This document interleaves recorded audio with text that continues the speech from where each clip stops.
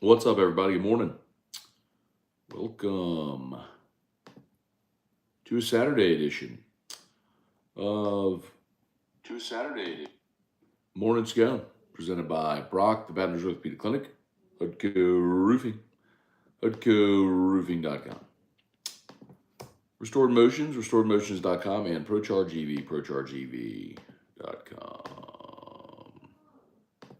All right. Say some good mornings here. Hope y'all had a great start to your weekend. Great Friday night. Really fun event last night at Take Me Out to Tallulah. Thanks to everybody who came out. Had a really good night. LSU got to watch LSU beat Samford. They run rule them 11-1 through 7 innings. And I keep looking at this. One thing about the run rules is not that stats matter for everything, but when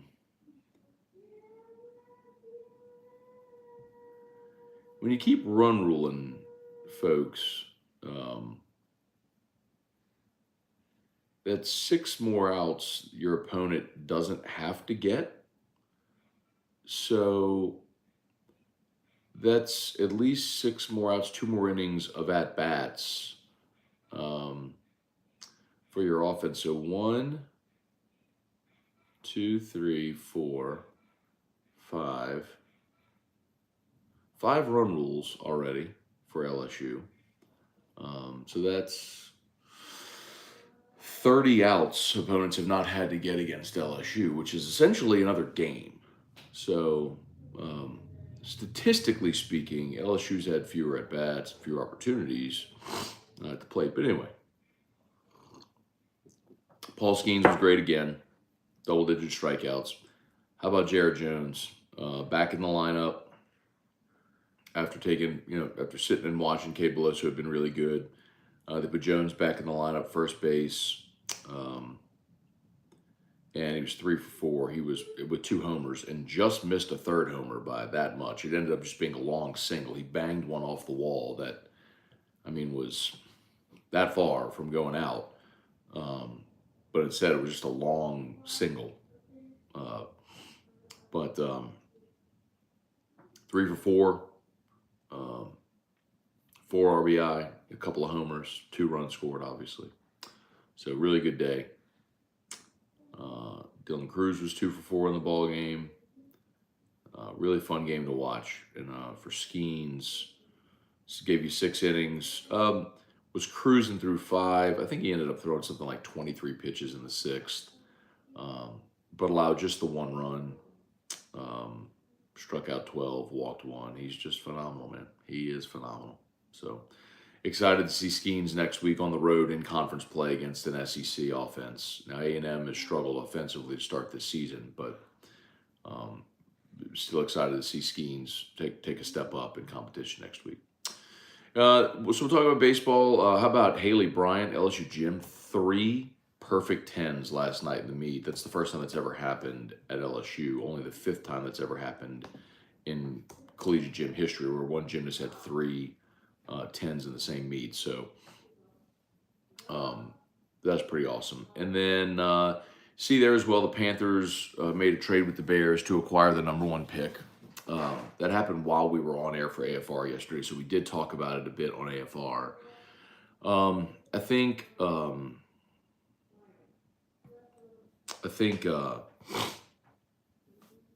when I tweeted as a Saints fan, look, it's fair. We've talked about this, but it's fair that every team in the NFC South are taking dramatically different approaches to their rebuild.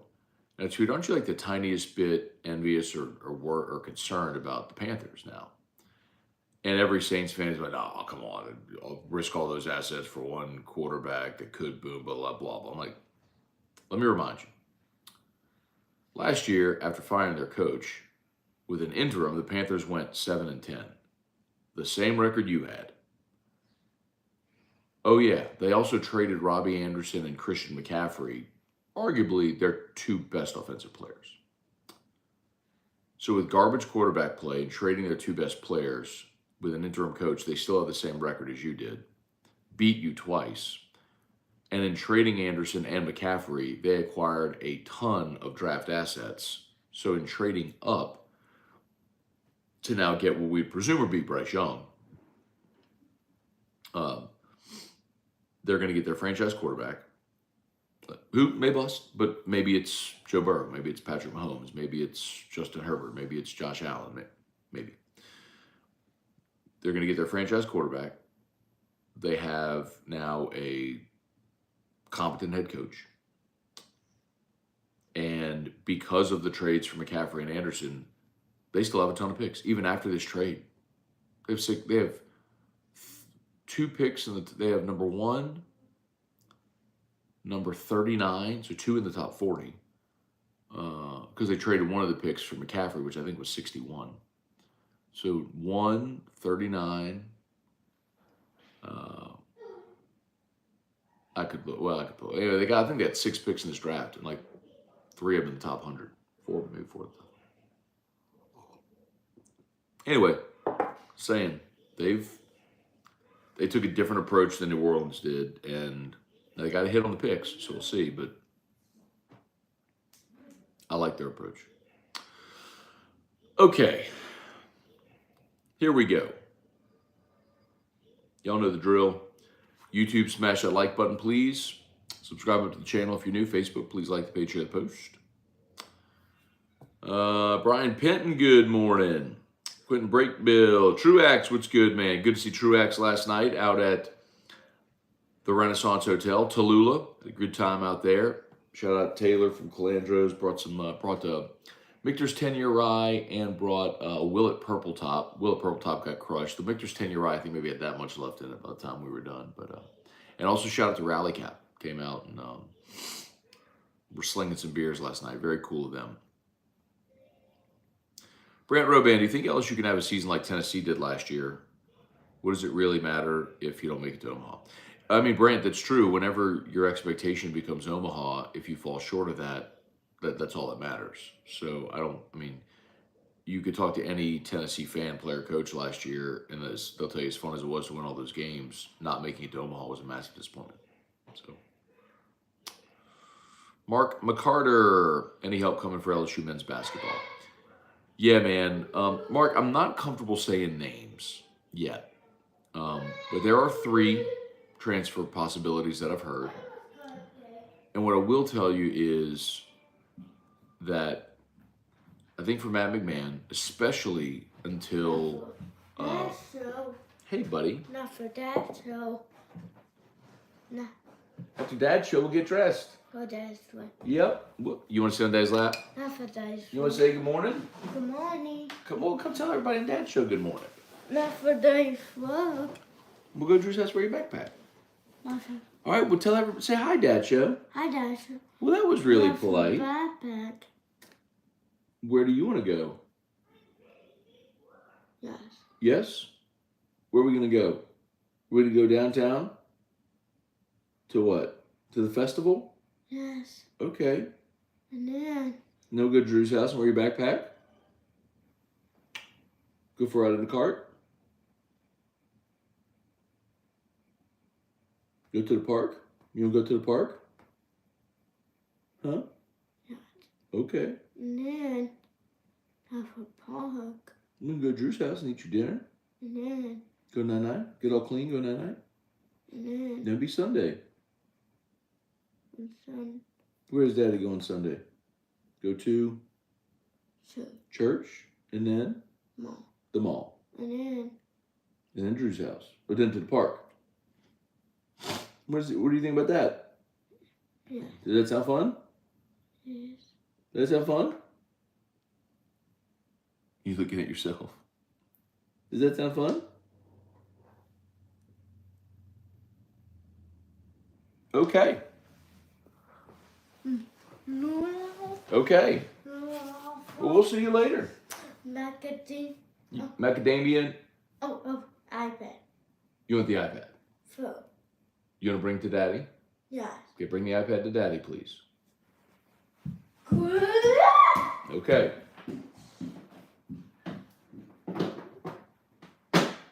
It's true. Fired up. Fired up. All right.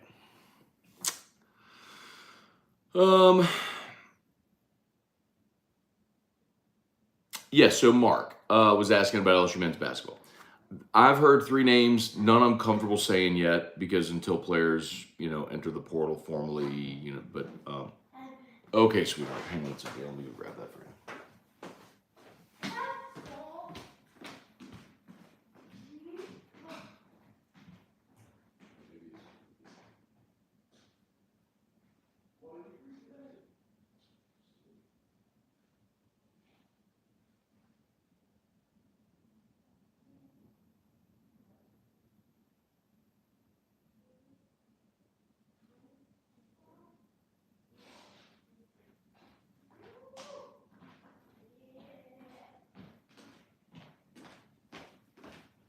All right. Sorry about that. Minimal disruption. I can't say there won't be more. There probably will be. So anyway, but I do think, look at Louisiana kids. That's a good place to start for men's basketball transfers. Look at Louisiana kids that went elsewhere. Chris P., Jesse Pose, Zach Lenz, good morning. Dalton Barnett, good morning. Larry Garner, Bo Revere, good morning. Ready to start playing some SEC teams? Yeah, man, it'll be fun. Starts next week. Alley Boy, good morning. Jesse Post, we don't talk much about gymnastics, but LSU's Haley Bryant was insane. Yeah, man, we actually really enjoy watching the gym meets. So there's a lot of Friday nights Eric and I will pop on the gym meets. I think I've told you this before. My little nieces did gym, and so we kind of like, and Erica's sisters did gymnastics when they were all little, so they're really into the gym culture. My Erica's sisters too. My sisters-in-law, like, they coach gym too, so like they're all into it. So I've been around it a little bit, and so we do. The gym meets are fun, man. They're like 2 hours, maybe less, nonstop action. It's really fun. It's athletic, moves fast. I don't know how it scores or anything like that. I don't get where they're taking deductions. I mean, some of it's obvious, but anyway, they're really fun to watch, and LSU's good. Haley Bryant's awesome. So yes, 3 10s last night. It's the first time it's ever happened in LSU history. Dalton Burnett, love what you said yesterday about John Emery. Just wondering if anything is confirmed or him out as being a precaution. Yeah, no, nothing's confirmed. He just, what Brian Kelly said was they're letting him take spring just to focus on academics, not to have anything to derail him from being eligible in the fall. So I don't think he needs to be out there in spring, is what they're saying. Like, there's no need. He doesn't need to be out there in spring, Wendell Norman, good morning. Alex Day, what holes do you see in this LSU baseball team? None.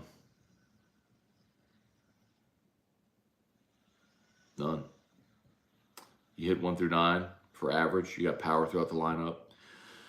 You're clearly a much better defensive team this year than you were a year ago. Jordan Thompson's been awesome at short. You got great depth. I guess I could say, let's see if a closer emerges. I think that's going to be Christian Little. You got plenty of arms to satisfy middle relief. And I think we'll see Floyd today, and I think we're going to see Hurd tomorrow. I'll put it to you this way. I'm 90% certain that's the plan, is that Thatcher Hurd's going to pitch tomorrow. We'll see how today plays out or whatever may happen, but I think that's the plan. So let's see how they do. I mean, you get your rotation set, then I think you're ready to roll. Patrick P. tanking with the first overall pick, or tanking for the chance to steal multiple picks players from a desperate team, which is better? I don't know necessarily, Patrick P., that I'm saying anybody's tanking. I mean, consider this. Understand that as it fell, the Panthers and the Saints were 1 pick apart in the draft. They were both 7 and 10 this year. The Panthers had the 9th pick. The Saints had the 10th. Now, the Saints traded it last year to Philadelphia. But the Saints would have been in the exact same situation the Panthers were, 1 spot behind, had they not traded the pick last year.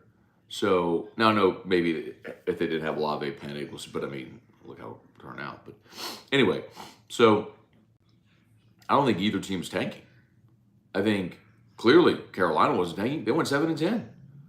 I think they just looked and said they had valuable assets. They could get younger and get cap relief, and so they did.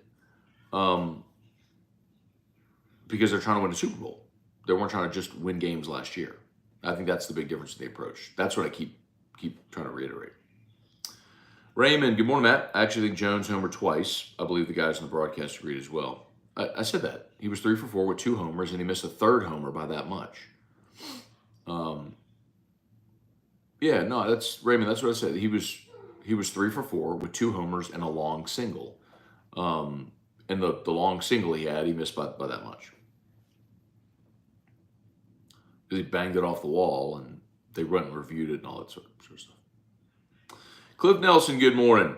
Great time at Tallulah last night. Hashtag Team Drew. Thanks for coming out, my dude. Always good to see you. Good to hang. Appreciate it. We did have a good time, man. It's a beautiful spot. It was Cliff was the only bright one though who wore long sleeves, realizing that the temperature was dropping. It got a little chilly. So it did get a little chilly out there, but it was fun. Bo Revere. I keep hearing they're going to get CJ. Oh, CJ Stroud. I don't know who they covet. If it's Young or Stroud or. I mean, obviously, Anthony Richardson had the big combine last week. Patrick P. Stroud over Young any day. Not sure I agree. I'd take Bryce Young. Cortland Jacob, good morning. Eric Wilderrider, good morning. Do you think we reached the point in SEC play where teams just give us Friday night instead of wasting their number one against Skeen, similar to NOLA? You know, Eric, there were a couple of times where that happened, where teams would pitch backwards and sort of concede Friday. I want to say Florida did it once. It didn't happen much. So the answer to your question is no. I'm not saying it's not going to happen, but I don't think that's something that's going to happen often. But there may be a situation where circumstantially there's a team that looks and says, okay, well, here's our best opportunity, right, to go win here. Patrick P said, is 225 voting still open? Yes, I'll go ahead and drop the link again. Here you go, I'll post it.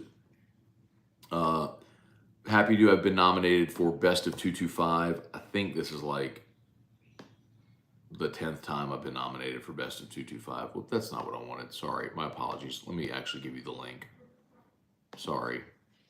Disregard the link I just posted, please. I just posted the Google link. That's not... Let me actually post the web link. My apologies. Here it comes. Okay. Here's the actual link. Sorry. Paste. Boom. And I'm going to delete. I'm going to remove this. Delete. Okay, so I'm gonna post the Best of 225 link. If you have a chance and you wouldn't mind voting, Best of 225, I would greatly appreciate it. Nominated for Best Radio Personality, and also 104.5 ESPN has been nominated for Best Radio Station. I know I've explained this before, but the 225 readership tends to skew kind of female, so the sports guys really are kind of up against it in the Best of 225. Like Murphy, Sam, and Jody from 96.1 The River, they kind of win it every year, and I understand it. Either The River or like WFMF, stuff like that. So not complaining. It's what it is, but it's really cool because it's strictly a fan vote. Like there's no. It's literally just a cumulative fan vote by who can get their people to go vote. So I would love it if y'all would vote. I won it once. You see that I got the plaque right there from 2020 when I won Best Radio Personality. So I think it's really cool when like a sports guy or something like that can break through in some of these categories. So yeah, if you can. Just post the link, click the link. All you need is an email address. You don't even have to be in Baton Rouge. So if you just have an email address, you can vote. All right. Where are we? Sorry, my apologies, y'all.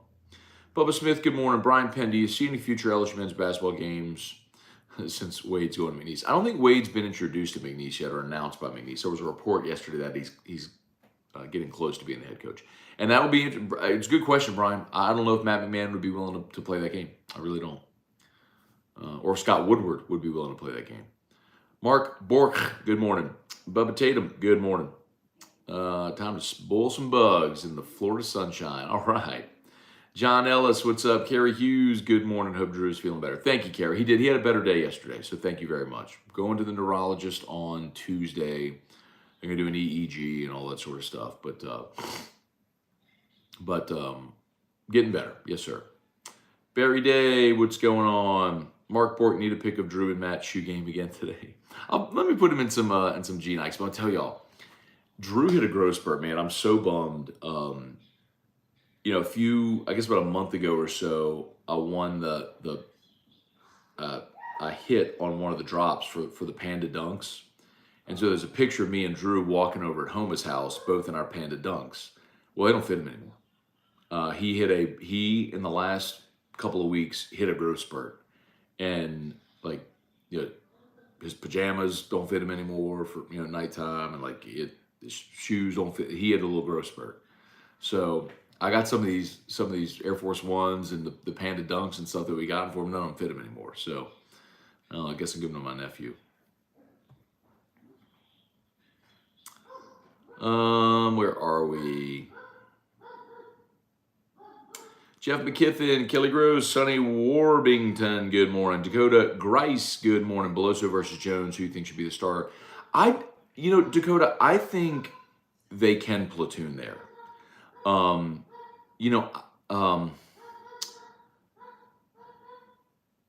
If both keep playing the way they are, I think they both deserve playing time. Now, it's tricky because especially what's going to happen is when Tommy White's able to go back to third base, I think he's going to, which opens up it takes Napolt out and gets you another bat in the lineup.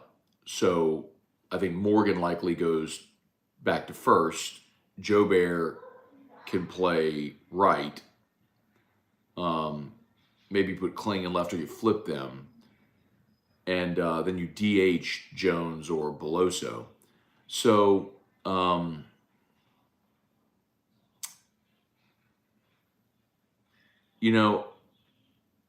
maybe it's a thing where Jones is a righty, Beloso's a lefty. So based on whatever matchup you want that day, you go with the left-handed bat or the right-handed bat. I mean, you have that option. If Cade keeps hitting the way that he has over the past, 5 games, he deserves playing time. He deserves at bats, but so does Jones, and you saw why last night.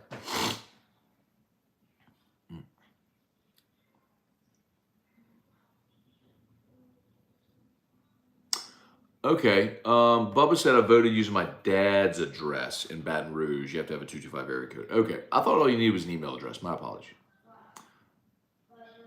Well, thank you, Bubba. I appreciate it. Sean Carner, I'm okay with the Panthers taking themselves out of contention the next 4 years. But so, Sean, I understand your point, but at the same time, let me repeat, the Panthers were 7-10 last year, the same as the Saints. That was with the combination of Baker Mayfield and Sam Darnold, and I don't even remember the other quarterback who started at the end of the season for Carolina. One moment while I jog my memory. So, you're saying they took themselves out of contention. They had the same record as you and beat you twice last year. How can you argue that you're in contention and they've taken themselves out of contention when they traded off McCaffrey and Robbie Anderson and still had the same record as you and beat you twice? PJ Walker was the other quarterback that played last year. So I think Saints fans are being, and y'all, I am the most, y'all know this, the Scone Stradamus stuff, the Man of God headband. I am as absurd a Saints fan as you'll ever see. I'm that guy. Ask Erica. She leaves the house on Sundays because she doesn't want to be around me when the Saints are playing. I love my team. I will always be massively loyal and will cheer like heck for my team. I also have an obligation as a radio host to be objective. And if you can't objectively look and say, Carolina just hired a better coach than you have, with an interim last year. They had the same record as you. They beat you twice. They traded off Anderson and McCaffrey, acquired a ton of assets. Now they've moved up to the #1 overall pick. They have 2 picks in the top 40. Like, if you think they're going to go be irrelevant for 4 years, I dramatically disagree. I mean, Joe Burrow went to a horrendous situation in Cincinnati and had him in the Super Bowl in year 2. And you're going to say, well, it's Joe Burrow. Okay, what's to say that Carolina doesn't hit on this draft pick? And in 2 years, they've got the next Burrow or Mahomes or whoever. Now, maybe they bomb. Maybe they do. Maybe they do. But that goes back to the thing I continue to say. It's risk tolerance. Everyone keeps saying, the pushback I've heard is, you give up all those assets to move up for someone that could bust. Yes, could bust, but could be your franchise quarterback for the next decade. Could be. One thing I know for sure, Derek Carr is not my franchise quarterback for the next decade. And there's a ceiling with Derek Carr. I know that much. I've seen it for a decade. You think at 32, he's all of it? At 32 with Dennis Allen and Pete Carmichael, all of a sudden, Derek Carr is going to become a Pro Bowler? And everybody goes to the Pro Bowl now. Going to become an All-Pro? Come on.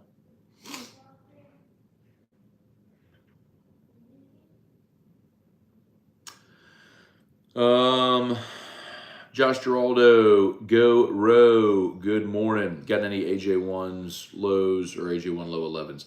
I've not gotten the 11s. I've kind of been waiting to pull the trigger. I do have Jordan 1s. I have 2 pair. One of them I wore to the fights last week. They're black patent leather with the Carolina blue soles. And then I have a pair of light blue and gray Jordan 1 lows. Cortland Jacob, Walton High, class of 03. It's fun finally seeing an athlete from a high school playing for LSU. Cortland, forgive me, I'm sorry. Who is that? Well, let me just see. I think I have the roster right here. Let's see. Walton High. Oh, Jared Jones. Okay, shout out. Marietta, Georgia, Walton High. There you go. Burt Boy 878, with running back depth so thin in spring, could you see someone else getting allocated there? Would we expect some running back in high school?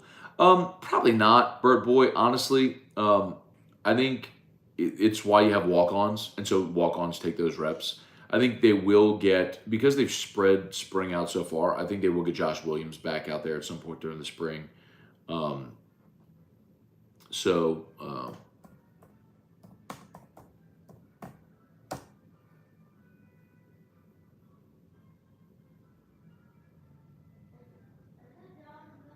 And you know one person we haven't talked about at all is Noah Cain. And forgive me, y'all, because I haven't mentioned Noah either, but I'm fairly certain that Noah Cain is back as well.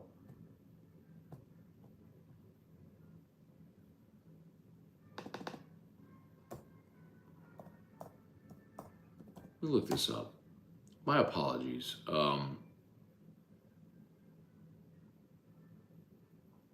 It's spring football for all of us. But I'm pretty sure Noah Cain is back as well. So you'd have the freshman and you'd have Noah Cain out there.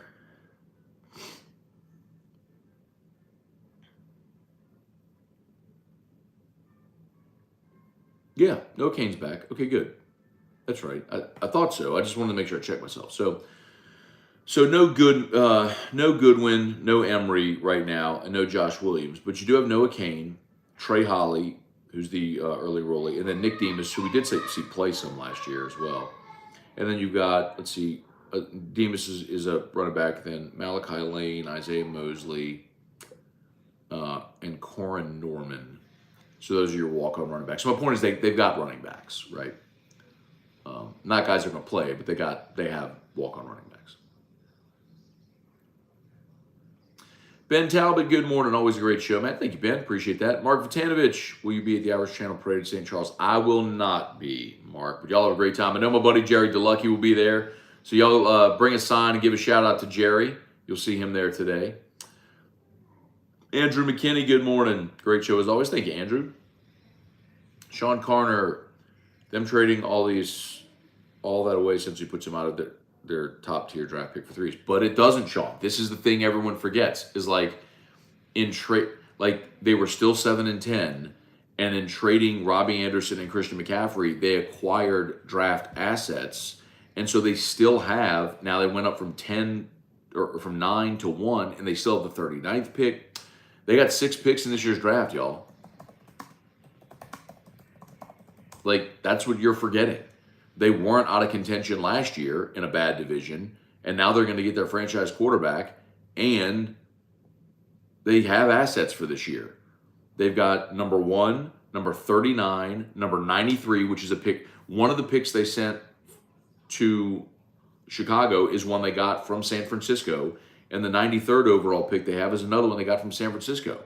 So they've got number 1, number 39, number 93. So 2 in the top 40, 3 in the top 93. Number 114, which is a 4th rounder. They have San Francisco's 4th rounder. They've got their 5th rounder and then a 7th rounder as well. So they have 7 picks. Round 1, 2, 3, 2 4s, a 5, and a 7.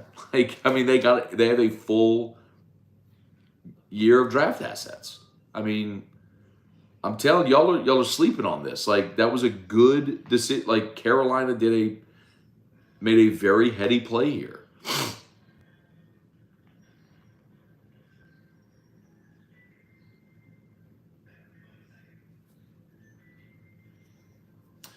Saying you make a good point, but if they make the wrong choice, they're out of it. Sure, maybe, but then again, they weren't out of it with Sam Darnold, Baker Mayfield, and freaking PJ Walker. Telling y'all, bro. Y'all just sleeping, man. Y'all don't want to acknowledge that what the Saints are doing is not setting them up for highest level or longest term success. I mean, hi, bud. Up. What you need help with, baby? Want to sit on Daddy's lap? Okay. What are you doing? Hey, do you want to say morning Scone brought to you by, presented by Brock, the Baton Rouge Orthopedic Clinic, and HudcoRoofing.com. Good job. Do you want to hear the Hudco jingle? Yeah. Okay, let's hear it. Let's hear the Hudco jingle. You ready? Here we go. You do it. Where's the mom? Need a roof. Call someone. More son. All you need is Hudco. Call Hudco Roofing. 364-1007.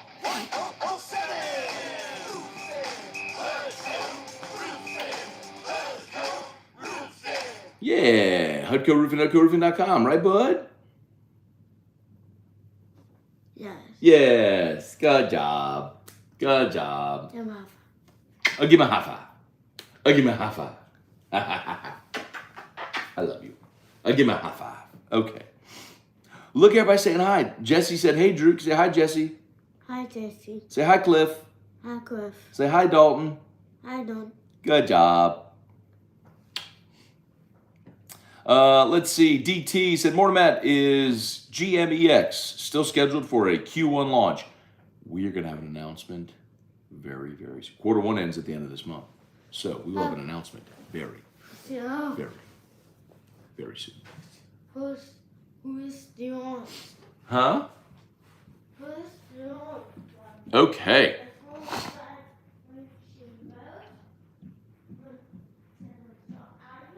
Kyle DeVille, Drew's speech sure has come a long way. It has, man. I sent here's a video.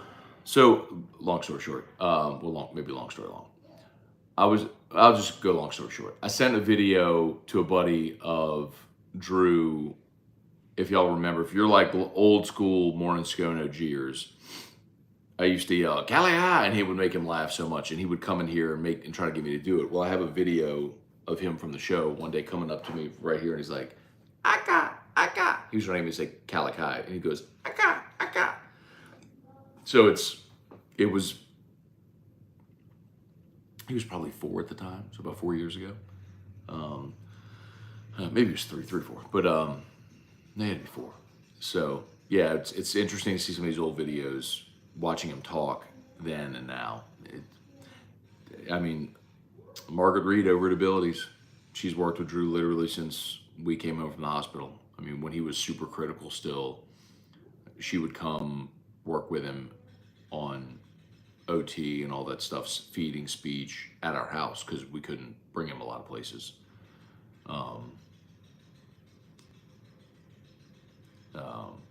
So I mean, literally since he was 7 months old, they've been working with him. Margaret's worked with him since he was 7 months old. River Reese, morning Scones, got in the chat. Have you heard the Will Wade news? Did they make it official? Did he get hired? I mean, I saw yesterday the report from The Athletic that, yeah, I don't think that they haven't. Yeah, just that they're close to a deal. I don't think McNeese has announced anything yet. Right. Patrick P. Why does Shaq O'Neal hate you, Matt? He doesn't hate me. He sort of, one of the drops at the start of each hour is, this is Shaq O'Neal and I hate Matt. When Shaq would do his podcast, when Shaq was in town, he would do his podcast in our building. And when he was in the building, he would always he was in the room next to the old ESPN studio. So when he would do his podcast, he would always pop in and do a segment with me on radio. And there's the one where he goes, love you, Matt. And I told him, I was like, we play the love you, Matt drop. And so he's like, oh, we can't, I think he said something like, we can't have that or whatever. So he did, this is Shaq O'Neal and I hate Matt. So just to balance it out. It was just him being him. Tom Granick, Damon Gilmore, Raymond, Matt, does women's basketball end up a 2 seed? I don't know, Raymond. Yes, I'll go yes. LSU baseball is like the Astros. If the bats don't go cold, it's going to be hard to stop them. Kyle Milliken, morning, Matt. Are there any bad things that you see with this baseball team that could get them beat down the road? No, I mean, unless if say, Ty Floyd or Thatcher Hurd or Chase Shores just really hit the skids and you end up not having as good a starting pitching as you think, but they sure look good right now, don't they? Cagenomics, do we get 3 years of Jared Jones? Good question, man. I think so. I think Kling and who am I missing? Kling is a draft eligible sophomore. I need to check.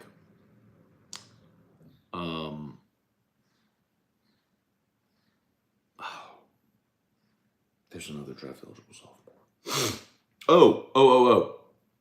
I think it's Gavin Guidry.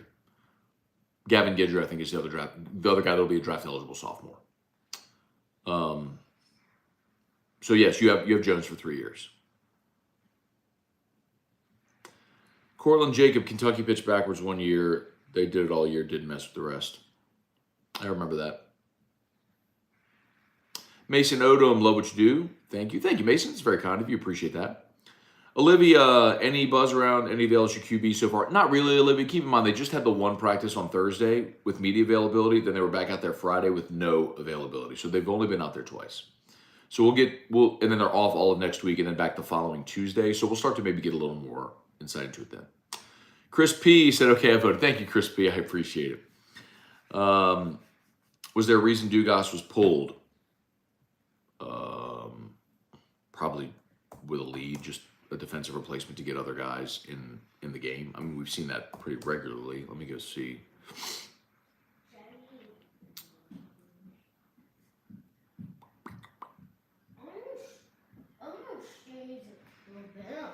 There it is. Sorry. Let's see. Again, I mean, I was watching the game at Tallulah, they did have the sound on with speakers, but I wasn't super like, oh yeah, they put Merrifield in. I think it was probably just an opportunity to get Merrifield in the game. Tim Gotro, C. Trey, 193, good morning.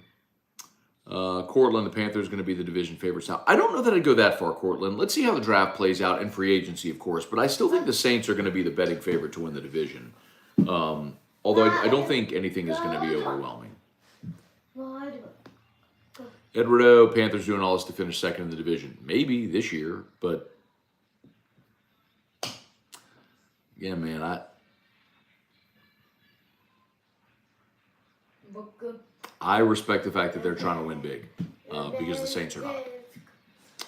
And again, this is I'll keep saying this, it's just a risk tolerance thing, and everybody's different. It's the difference between if you're doing retirement planning and they give you that sliding scale of risk, like how risk averse are you? Well, if you're 55 years old planning for retirement, you're probably going to be less.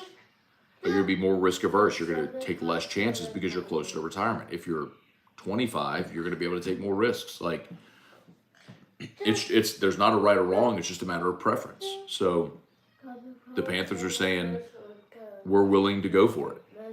We're willing to we like a player at the top of this draft, and we're going to go up and get him and make him our franchise and build around him. And if it works, guess what?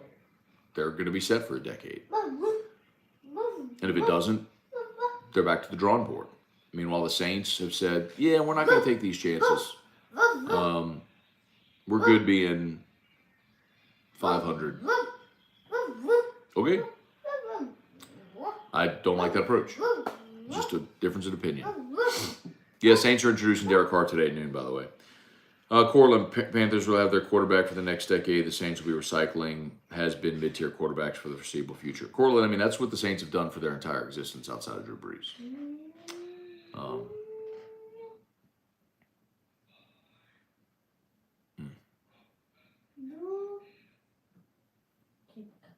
Joey Medke, Matt, is the Lady Tiger basketball team still playing, or are they out? No, they're still. Well, they're out of the SEC tournament ended last weekend, but what are you doing? He's putting the drapes over his head. But the NCAAs don't start till next week. Let's see. Daniel Blunt, good morning. Can the Panthers possibly mess this up? Sure. They could draft a quarterback that busts. Absolutely, they can.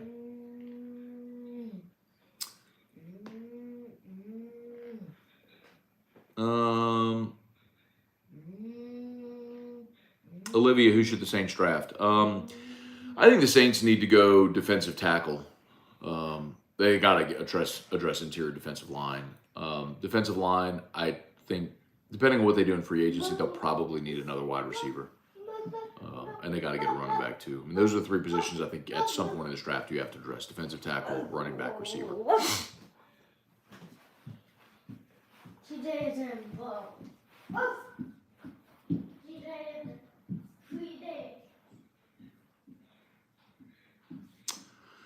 Let's see.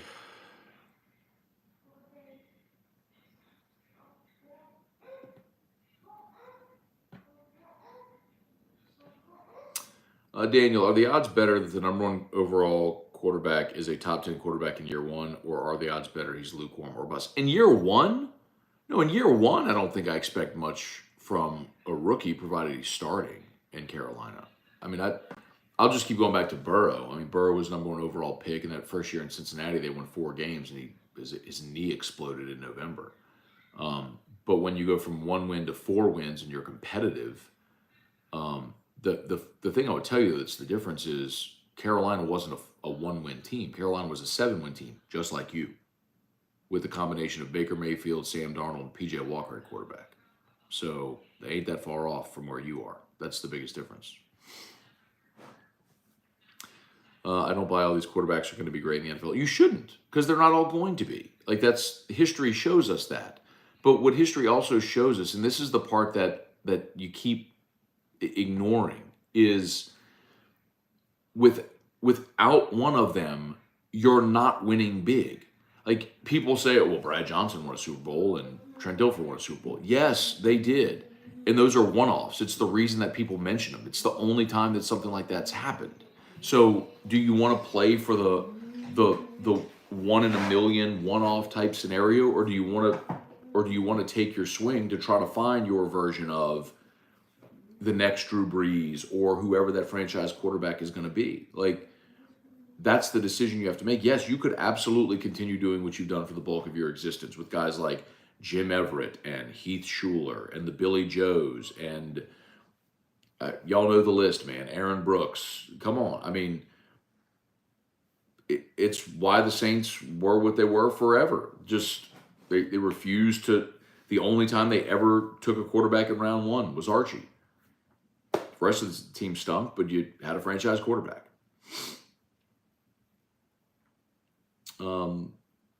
It's like, are you willing to take the chance at the potential home run? You know, and if you're not, then you're just going to be a middling franchise for a long time. You can win some games, but you're never going to win a championship. You're never going to get back into that elite level status. And there's no guarantee that you will win a championship. I mean, the Saints were all in with Drew Brees those last 5 years. I mean, all in. And they didn't get over the hump. So there's no guarantees. But the one guarantee is if you're not willing to take those chances, then you're not going to Super Bowl. Like, you're not going to win a championship. So what are you playing for? I mean, are you just playing to be pretty good and win some games on Sunday and, you know what I mean? Like, not be terrible? Like, I'm not good with that.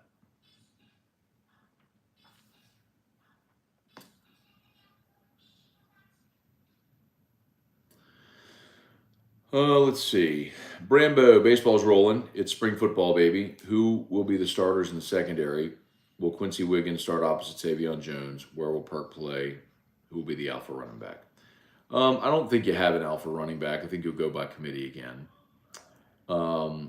Starters in the secondary, I think, well, I mean, you'll have Greg Brooks back there, obviously. Major Burns is back. So some of the guys that return that you know. At corner, I mean, no Deuce Chestnut this spring. I think, you know, I'd probably say, I know Denver Harris was running with the second group last week at the first practice, but Denver Harris is probably a good bet. J.K. Johnson from Ohio State, maybe.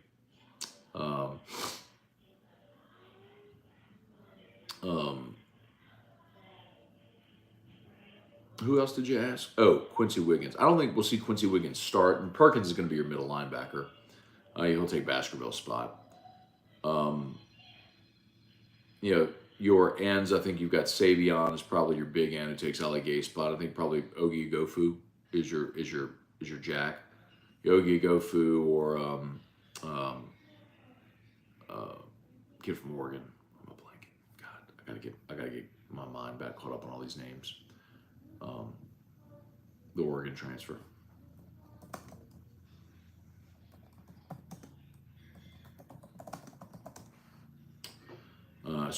Braden Swinson.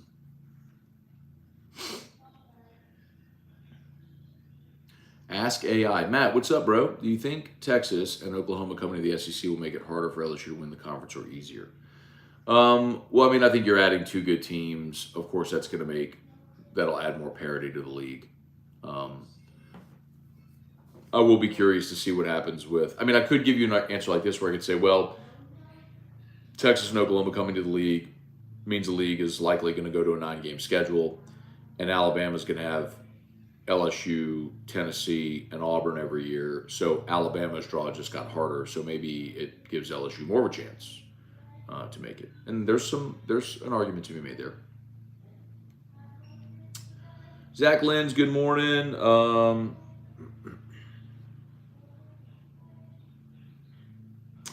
Let's see. Samuel Smith, Panthers going to cruise right on by the Saints for a few years if they hit on a QB.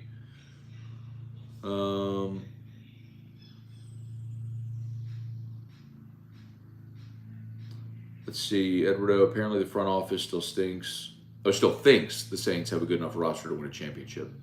But that's where I would say, okay, it's fine if you think that, but the objective reality we've seen over the last 3 years tells you don't. The roster or the coaching staff. Like, I mean, let's look at some very obvious things here, right?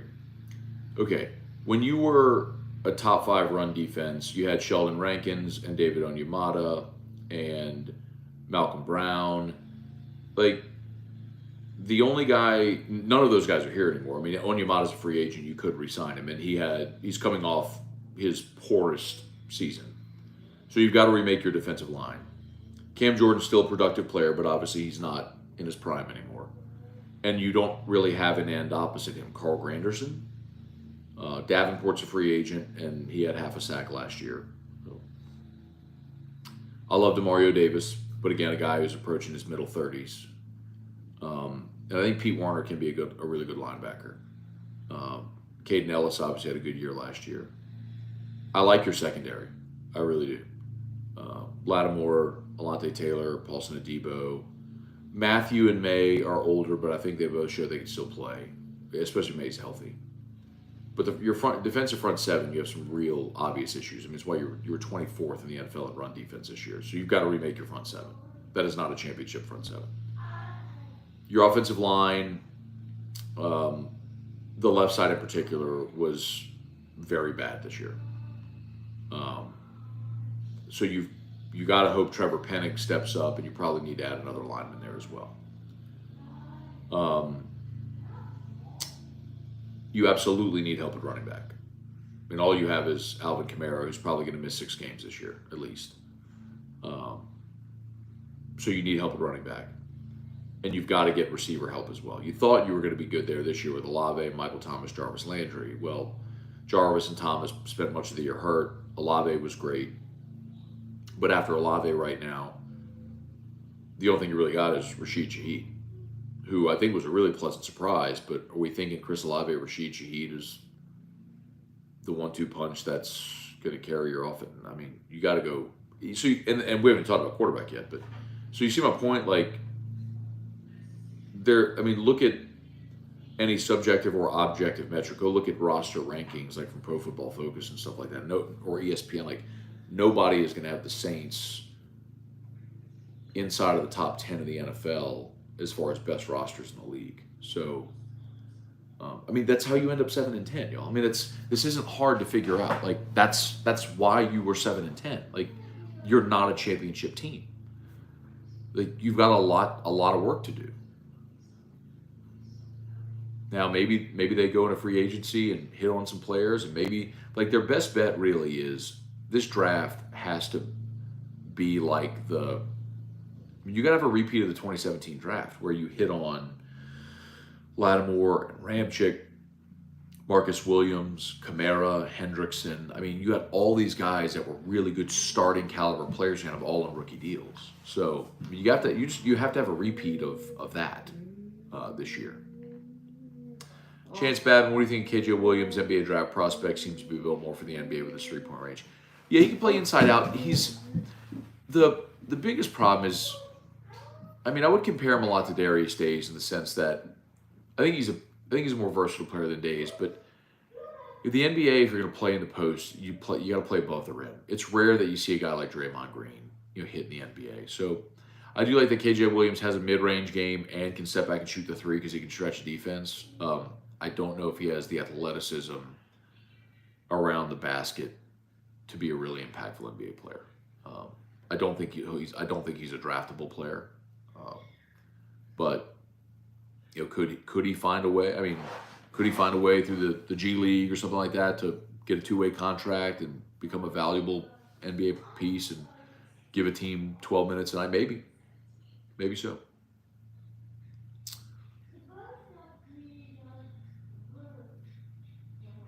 See, this is where Cortland said the Saints weren't winning a championship the next 5 years, regardless of the quarterback. What the Saints have done and likely will do, screw the following 5 years for a couple extra wins next year. Cortland, what would the Bengals have said before they drafted Joe Burrow? You know what I mean? Like, it's the thing that you're continuing to ignore is the fact that if you get your transcendent quarterback, you go boom. Like, that's the thing you're ignoring. You're refusing to acknowledge that. And yes, I am agree, like the possibility remains you swing and miss. Yes, that possibility is absolutely there, but you're refusing to acknowledge the possibility of hitting on that pick. And that's where you're misguided.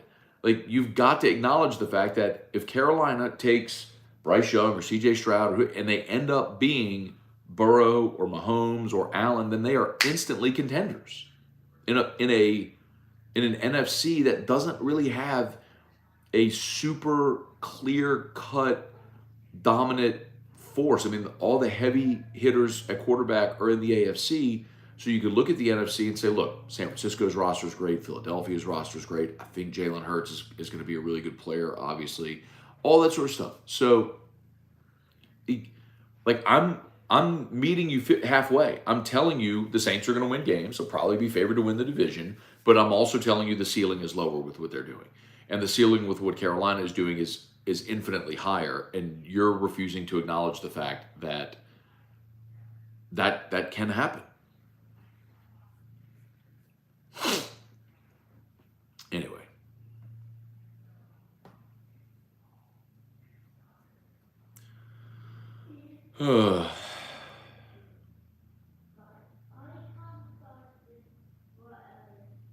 Wait, I don't know. You said you're arguing for a quarterback. The Saints aren't winning a championship in the next 5 years. They could.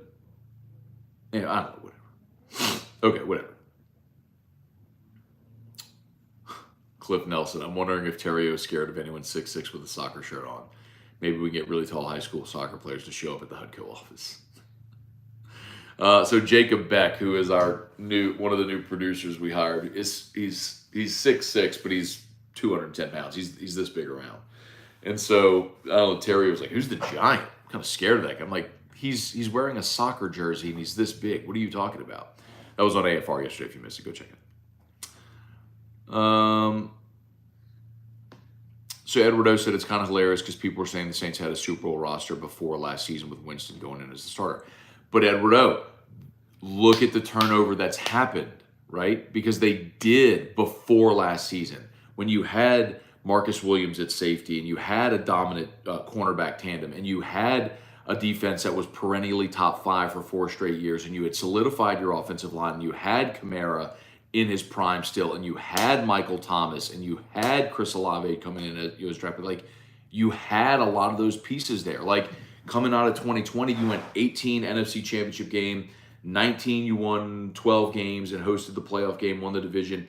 20, you won the division, you beat Tampa twice, and you lost at home. And everyone's going, man, they're right there. They're winning a ton of games, but the aging Drew Brees, they need that younger arm at quarterback. They're right on the cusp. Like, they were right there on the cusp. And look at what's happened. 2 years have passed. You've gotten older in you got 2 years older. You've made some free agent decisions where Trey Hendrickson left. Marcus Davenport hasn't lived up to it. You busted on Peyton Turner. You let Marcus Williams walk in free agency. You let Teron Armstead walk in free agency. Do you understand? Like, you were there 2 years ago, but this is the point of the NFL, man. It's not like you have dudes on your roster like in college football for a 4-year cycle. Like, the rosters turn over. Guys get older. You lose dudes in free agency. That's why people talk about the window. So yes, that window was open, and it's very clear now, 2 years removed, that you're not that team anymore. You're not that team anymore. You've gone back-to-back years missing the playoffs. So why is that hard to understand? Like, when you were closer there, you could have made the argument. Look how close they were. And now the aging quarterback is out. You bring in a younger dude with a lively arm who's got all the talent. Can he be the thing that pushes him over? And we got the answer. He was hurt. When he was out, the Saints didn't have a great answer as a backup, and the roster clearly has gotten worse. So, like, you could make an argument beforehand, and then the season plays out, and it either confirms or disconfirms your point. Like, that's the point about the Saints. Like, they were there. They're not there anymore. They're not there anymore. And you're okay, before last year, fine. You add Tyrann Mathieu, who had a lot of tackles last year, but he's an aging player. You add Jarvis Landry. Jarvis got hurt and didn't play. You had Michael Thomas coming back off of injury. Michael Thomas missed basically the whole dang season, again, because of injury. Kamara missed a few games. You had no running back behind him. The left side of your line was not very good last year. Like, why is this hard? Like, yes, a year ago, we were thinking, man, they were right there. They were right there. Like, now you get your healthy quarterback, because the argument was in 2021, you were 5-2 through 7 games with Jameis. Man, you were playing great. He was starting to get better. And then he gets hurt, and then you have Taysom and Simeon and Ian Book, and you're going, like, look at now you get Jameis healthy back, you add these pieces, there's reason to believe it. Then you play a season out, and you realize, man, you're not good at all these spots. These dudes are old. These dudes are hurt. This draft pick busts. You have a larger sample size of information. So what is hard about this? Like, it's not last year. Like, we saw a season play out, and you saw a lot of things. Marcus Davenport, no good. Peyton Turner looks like a bust. You were 24th in the NFL in rush defense, a spot where you had been so good. Like, what is hard about this? I don't understand why this is so hard to grasp. Anyway. Oh, yeah, thanks, Chance. I did remember that. Gavin Dugas had an issue with his contact lens last night. That's right.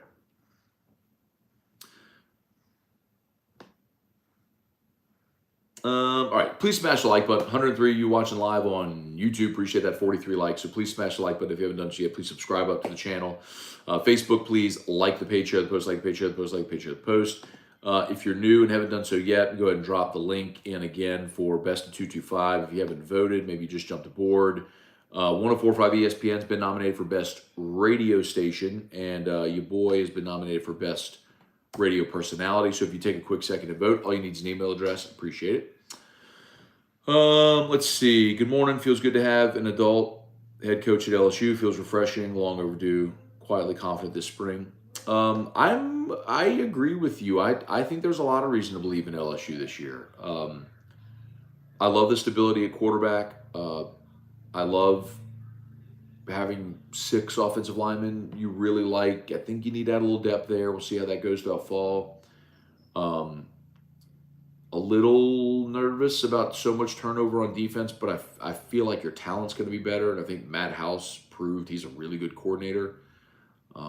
Little nervous about what they're doing in special teams, kind of the way they're going to divvy up the responsibilities. I would have loved to have seen a more emphatic, answer there. But yeah, I think the schedule, like Tennessee rotates off, Missouri rotates on. I think you're better this year than you were week 1 last year, so you have a great chance to beat Florida State. You lost at A&M. They have to come here this year. A&M, Florida, Auburn all come to Baton Rouge. Yes, you have to go to Bama, but I think Bama has real questions this year. Replacing both coordinators, losing Bryce Young. So yeah, I'm with you, man. I think if there's an argument to be made for LSU to be very confident in LSU as a playoff team. H-Town Creole, good morning. Nikki C, how do you predict LSU baseball will do in SEC play? Nikki, I need to go back and check my preseason prediction, but I think I had them at, I think it was either 22-8 or 23-7. I don't remember, candidly, but I think it was right there.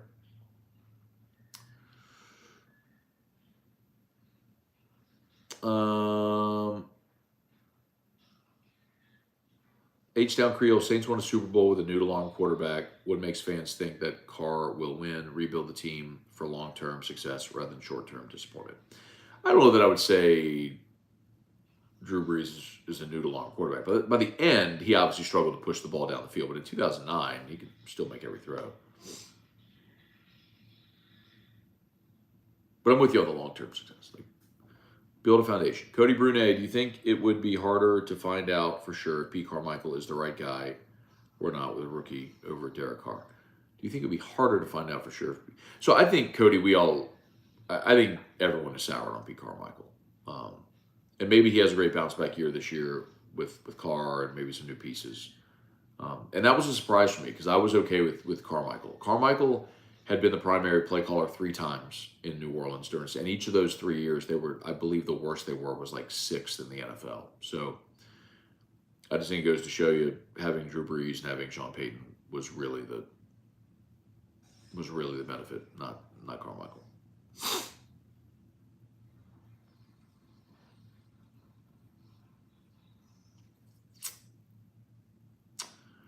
Kyle DeVille, do you think Loomis is willing to transition to rebuild, acquiring draft capital mode, or does he retire if it comes to that?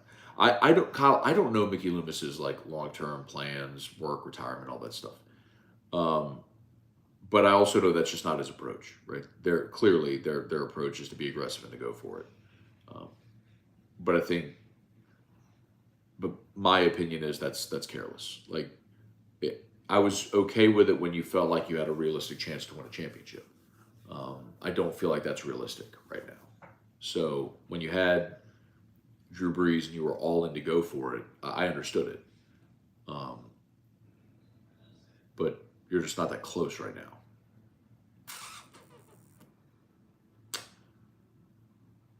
If the Saints were in the AFC, they'd be the Patriots.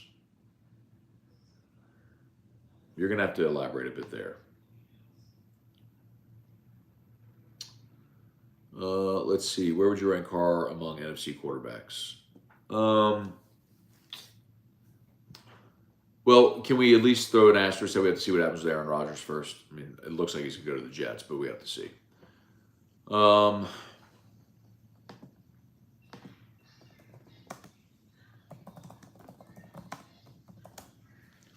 Okay.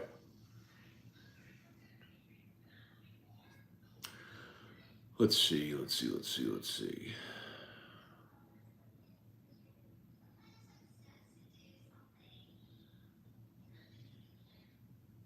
Here's a ranking of the starting quarterbacks from last year. So, Mahomes won. So, let's see. Let's just do the NFC ones. They have Hurts as the second best quarterback in the league, then Burrow 3, Allen, Herbert, Lawrence, Tua, Goff. How about that? Geno, Dak, Brady. This was last year, and obviously Brady's not there anymore. Lamar, Justin Fields, Aaron Rodgers, 14. Brock Purdy, Kyler Murray, Kirk Cousins, Daniel Jones. They have Derek Carr there at 21. By the way, they had Andy Dalton at 22. They had Andy Dalton one spot behind Derek Carr.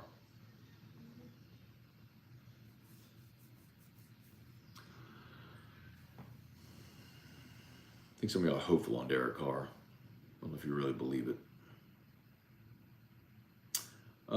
Ian Marchand just picked up a pair of purple and gold Jordan 1s. I got the mids, Ian. Purple and gold mids. Patrick Cason, good morning. Maybe Marshall will get more targets. That's true, Patrick. Talked about that yesterday. Terrace Marshall could end up being the beneficiary of more being part of that trade.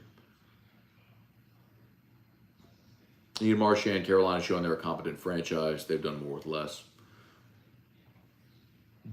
Samuel Merrifield, Matt, I wish LSU would get better pre-conference opponents. See how good the baseball team is, a la Texas. I agree. Teams like Stanford don't really prove anything. Samuel, I'm glad they went and played in Round Rock. I'm glad they played at Texas. Because you're not going to load up your pre-conference with 4 weekends like that. But getting one on the road and going to play at Texas are good. I'm with you, but that's why I'm glad. But the other thing too is, Samuel, remember there is a financial component of that.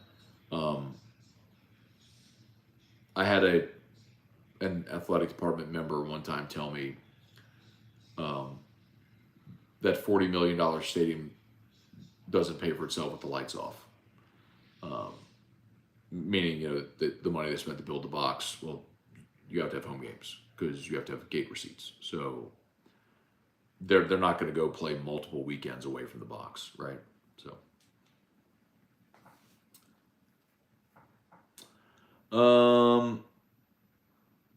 Samuel Merrifield, is it okay to ask Michael Thomas questions? What do you mean? Angela Perriman, you should be a coach, Matt. I don't want to be a coach. I have no desire to do that or to be in a front office. But thank you. Paul Losi, good morning. And by the way, Angela, I think, and she said, you have the knowledge and understanding of the game. A lot of coaches don't. I disagree with that, Angela. Like, coaches know infinitely more than I ever will. Like, I mean, I do this professionally, but it's still, compared to them, such surface level understanding. That is their lives. I mean, that is their lives and their livelihoods. So, I like to talk about it, though. I enjoy the conversation. Smash that like button, by the way, as always, brought to you by Brock, the Baton Rouge Orthopedic Clinic. Need an orthopedist, go to Brock. After Hours Clinic open today. brortho.com, brortho.com. Hudco Roofing, hudcoroofing.com. Do business with someone you know. Hudco Roofing, hudcoroofing.com. Restored Motions, got pain, book a session with Crystal Poche. And ProCharge EV, if you're a business owner, telling you, man, I don't care what your personal opinion is on electric vehicles or whatever. I mean, it's just technology. The fact of the matter is there's more of them, they're ramping up, and people need charging stations. So it's proven through research. If you have an EV charger, you're going to bring people into your business because people have to stop to charge where there are chargers. So as an amenity to customers or to employees or as a revenue generator, there are tap to pay options. ProCharge EV, ProChargeEV.com.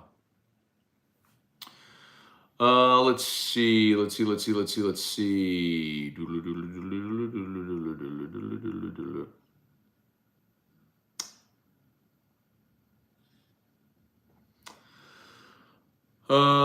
H-Town Creole, both lines suck. They should have kept Trey Hendrickson and have not drafted good on the O-line. I'm not ready to go there yet, H-Town Creole. I got to see. I'm going to give Trevor Penning an opportunity to be healthy and see how he plays. Cesar Ruiz did improve last year, which was encouraging. And Everett McCoy is a very good center. He's a very good starting center. And when Ryan Ramchik's healthy, he's arguably the best right tackle in the league.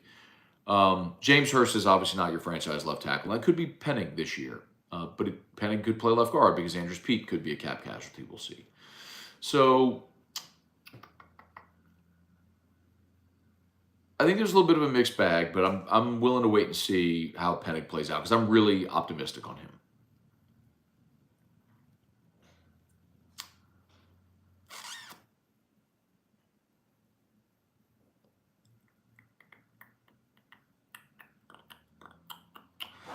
Let's see. H-Town Creole, been a Saints fan since the Aints days. Brown paper bag. I'd rather change teams than go through that BS again. Nobody wants to see a team be a perennial loser. The problem then, H-Town Creole, was ownership was atrocious. The game has so far fundamentally changed. Collective bargaining agreements have changed. Balance of power has changed. And the Saints have an ownership group that's willing to spend money, which is a big difference. When you're willing to invest in your team to win, like that's a big difference. So I'm not. Nobody wants to be the Aints again, but the decades of losing, it's hard to imagine that ever happening again. Like the franchise is when you have a 2-decade run of stability like New Orleans has. Where when you're bottoming out, you're at 7 wins. It's not to say you'll never look at the Colts. Look at the Colts when they had Peyton, right? The year Peyton was injured, they were the worst team in the league. I think they won 2 games. They drafted Andrew Luck, and then Luck was their quarterback. Unfortunately, was an injured player, but even still, the Colts had a 2-decade run with Manning and then Luck, and even after Luck, they kind of went on this vet. The Colts are probably a great comp for the Saints. The Colts felt like they had built a roster that was a championship contender, and so they kept cycling veteran quarterbacks from Phillip Rivers and Carson Wentz, and last year Matt Ryan, and they were Jacoby Brissett, and they were just on this carousel of mediocre veterans. And look at where it landed them. and they're going to have to go draft a guy they think is their franchise because they try to do the thing the Saints are doing right now. So, look, I get it. I know the Saints' hope is that this is like what happened with the Rams. You add a veteran quarterback to a solid roster, and he gets you over the hump. That's what they're hoping. I just don't think the Saints roster is as good as that Rams roster was. Anyway.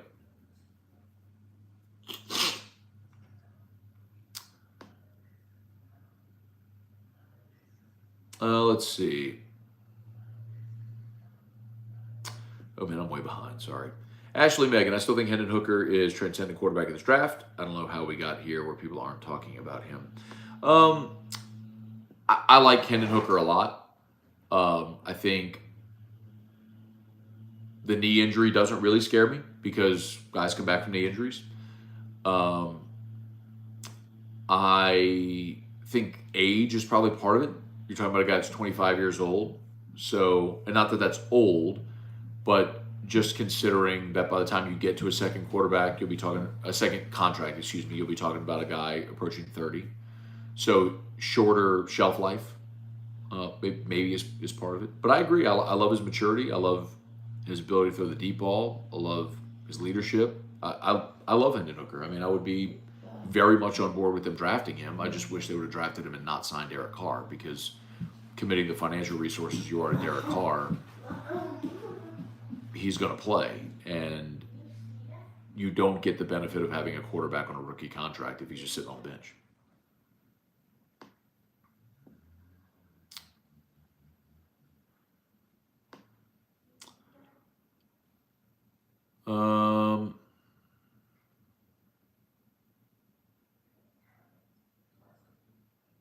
All right. Joseph Baggert, good morning. Cole Adams, good morning.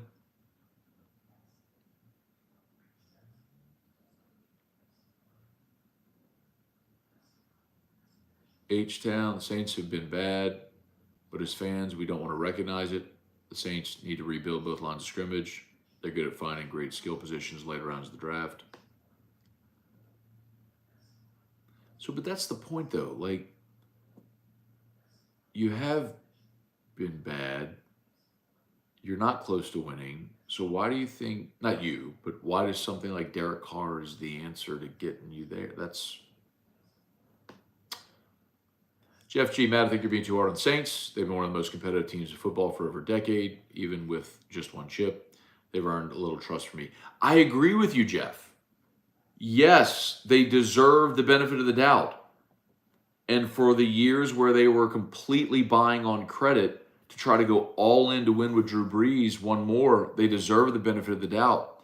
And even having built that roster and going in with Jameis in 21, they deserve the benefit of the doubt. And last year, they deserved the benefit of the doubt because Jameis was 5-2. Then he got hurt. And then you saw what happened to the rest of the roster.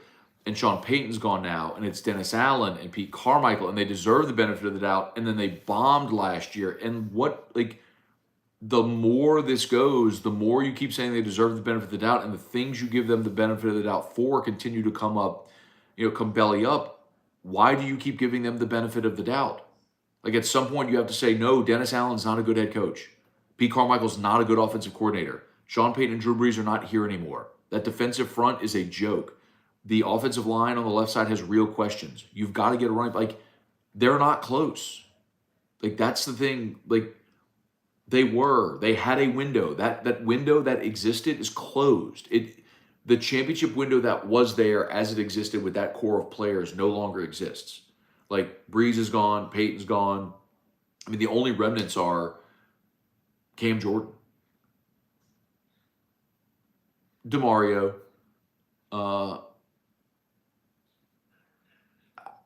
Michael Thomas is a shell of what he was. Kamara's not, it's fair to say, not now what he was. I mean, you have windows in the NFL, man. Like, that one's closed. You got to open a new one. Like, where do they deserve? Like, we gave them. I was there. I picked them to win the division last year. I thought they could make a run. There were teams, Bart Scott picked them to win the Super Bowl. There were a lot of teams there were a lot of people that gave the Saints the benefit of the doubt. And they proved they didn't deserve that trust. Okay, we got to earn it back now.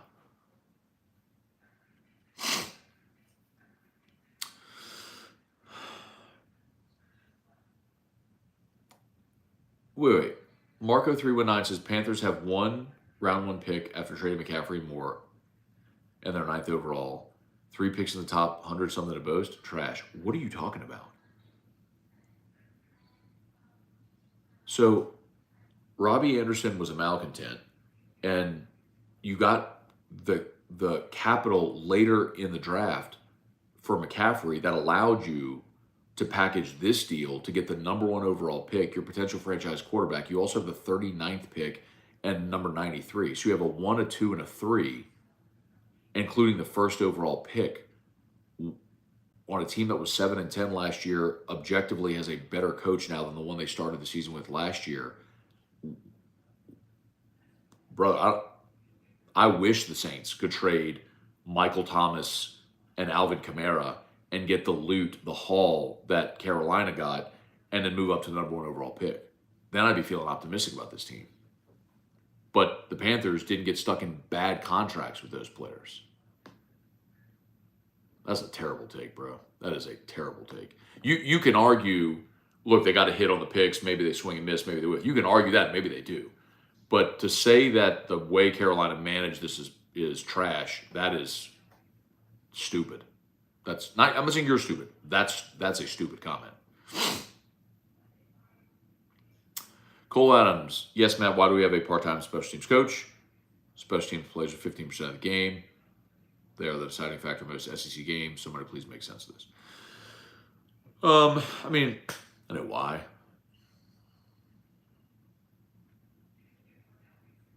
You know, they were getting John Jancic on the field.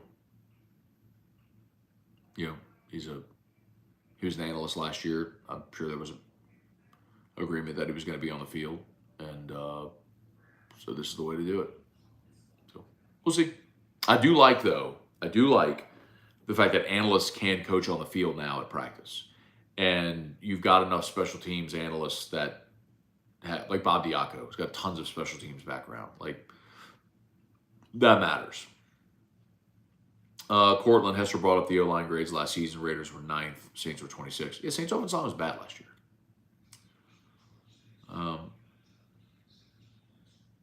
Ramchick was hurt for a bulk of the season. Again, Penning, you missed him for the bulk of the season.